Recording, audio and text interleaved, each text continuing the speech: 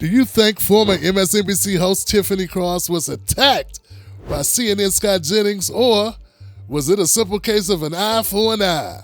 Before you decide, I caution you, watch this video to the end. You might be surprised.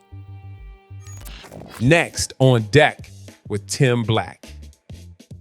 Land. You cannot just go and say, I like it, it's mine now. It doesn't work that way. Well, that is what they're trying to do. And in this new world order, yeah, absolutely. When they're looking at Greenland and say, I like it, I want to take it for mine, that is a very colonized. You have said you are. I have never ever said we're going to go to Greenland and quote colonize it or steal it. You're not a member of government, so you're irrelevant at that point. I'm talking about the president of the United States doing that. You got fired from your job. You can agitate.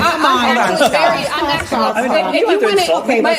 if you want to engage in personal insults, I don't, but you what do. you lack in a legitimate point, you make up for it in personal input. I don't. You personal do. insults. The point I am making is in this new world order, we are looking at countries, whether or not they're an adversary or ally, it is being determined on what kind of deal we can get. And we cannot govern, we cannot legislate that way. We are increasingly isolated on the world stage. No, we're not. So if you want to engage in personal insults, we're not if I were isolated. you, I would reserve that for your party, who is increasingly isolated. This our position outside of the United States.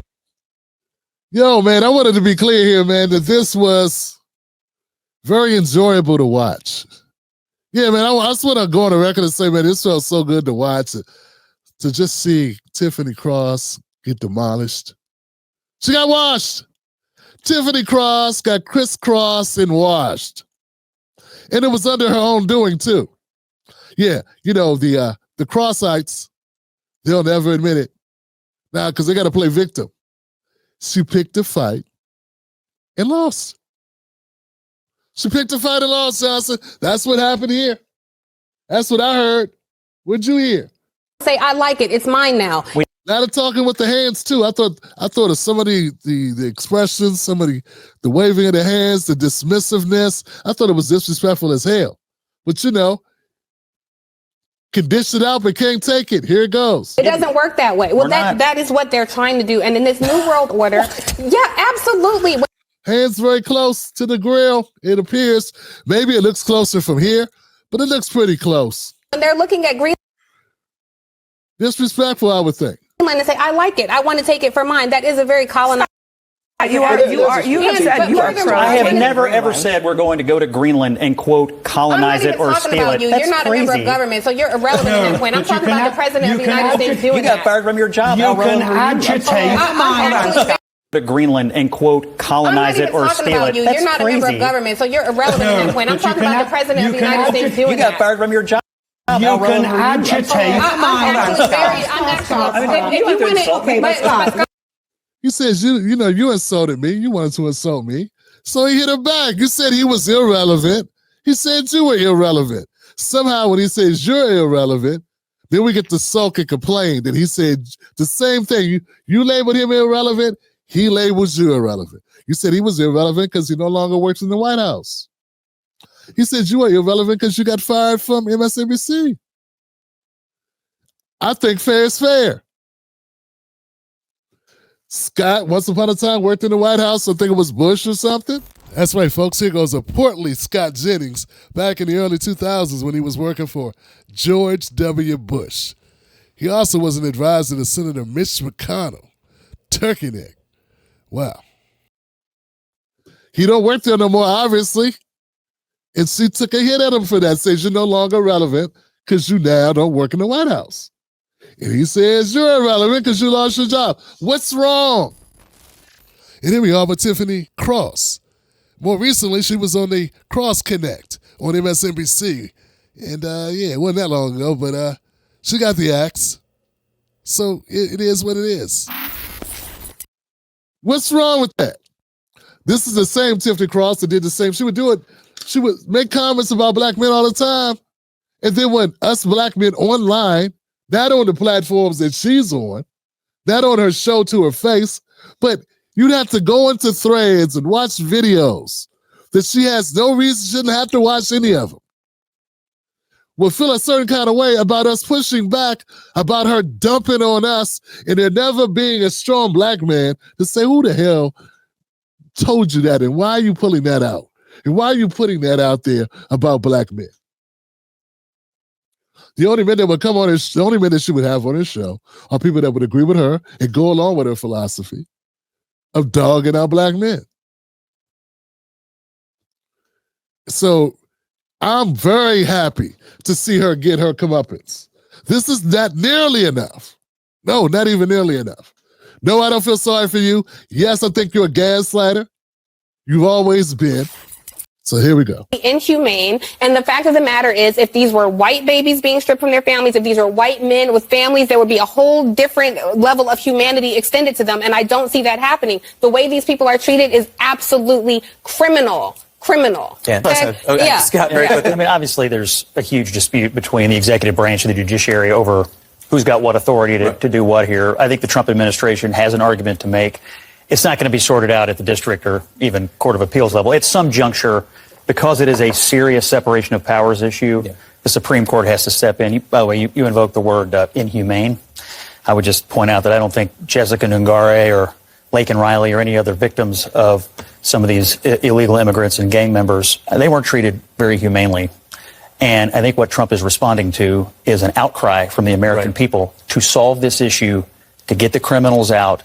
And that's what they're doing. That's what they believe their mandate is to do. And I think there are legal arguments to be made, but you cannot deny that the American people are giving them the benefit of the doubt when it comes to exiting from the country these animals. So as a patriot, Scott, I find it really troubling because they ran on this whole idea of this pseudo-patriotism, this regressive masculine patriotism, yet everything they're doing runs against making America great. Well, it was never great, so I'm not going to say the again part, but making America great. You're trying to defend the indefensible. I absolutely feel that way. I absolutely feel that way. And I think if you had the history that my people had in this country, that you might have a modicum of understanding and respect for that. America was never great for me. But when we talk later about why the Democratic Party is so unpopular, I'm not here to represent the Democrats. I'm here representing me, and I think it is a common understanding that America may have been great for you. It was not great for me. What's that got to do when we talk about the Venezuelan people getting deported? Venezuelans had nothing to do with Black America. And these people that look like they were gang members and they had gang tattoos and stuff on them, stop using Black people suffering our historical treatment in this country, our own issues, our own arguments for everybody else, and you play victim at the same time, which is something I can't stand. If you're going to be a bully, if you're going to go at other people, you should know occasionally some of them are going to fight back. But I will say that don't think everybody's going to take it. Be prepared for some people to fight back. Everyone's not Dr. Jason Johnson. Everyone's not Mark Lamont Hill. Some of us stand up for Black people, stand up for ourselves, okay? And when it comes to, you should be watching, you should know Scott ain't no easy win over there. Yeah, he's not just going to sit back and allow you to just run amok. Yeah, so I thought it was good. I'm glad it happened. All that yelling and all that getting loud. But if you want to engage in personal insults, I don't, but you do. You lack in a legitimate point, you make up for it in personal insults. The point I am making is in this new world order, we are looking at countries, whether or not they're an adversary or ally, it is being determined. So long. This is like long-winded. Like what? It's like, Jesus, it's annoying as hell. And for some people, they think it's I don't know. It's just like overly aggressive, don't have a point. It wants to justify it or somehow boost the point by being more disagreeable, being more annoying. I don't know. If Angela Rod does the same thing. I don't know, man. I think they all went to the same school. The same school of when I think I'm losing an argument, I'm going to be as aggressive as possible and be as off-putting as possible. And, do a bunch of finger waving and wagging. On what kind of deal we can get. And we cannot govern. We cannot legislate that way. We are increasingly isolated on the world stage. No, we're not. So if you want to engage in personal insults. We're not isolated. She's going back to the personal insults all over again. You insulted him. He insulted you. He didn't keep at it. He's not running the dozens on you. He responded to you drawing first blood. Did you or did you not draw first blood? Jesus Christ, man. It's the most pathetic thing in the world. Did she or did she not draw first blood? Now, we all know the people that are going to comment on this, Don Lemon, Mark Lamont Hill, Roland Martin and all the others, they're not going to admit that she swung at Scott first. Nah, they're going to act like we didn't see what we saw, we didn't hear what we heard, and me calling it out makes me a Trump supporter. Just because I'm calling out what I'm seeing, just because it's obvious. So they lie for each other in the most obvious ways when it's just very clear that this woman started a beef. Now, I don't know what happened before this. Maybe he just made her embarrass her on a number of topics and she felt a certain kind of way. But all I know is when I saw this clip, I said, got him. Got him. Because it did get you. And I'm glad he did. And I don't apologize for that, man, because I'm tired of the diarrhea mouth of Tiffany Cross. And I'm tired of people having the cow down and she get her back up every time she feels like on whatever issue when she feels like she can't have her way. I'm tired of it. I mean, Abby, I know. It is what it is. Perfect. You made it to the end of the video. I appreciate you. Now, Google thinks this next video is going to be perfect for you. It's right up your alley. So click the next video, watch that with me, and let's keep this politics going. You're built for this.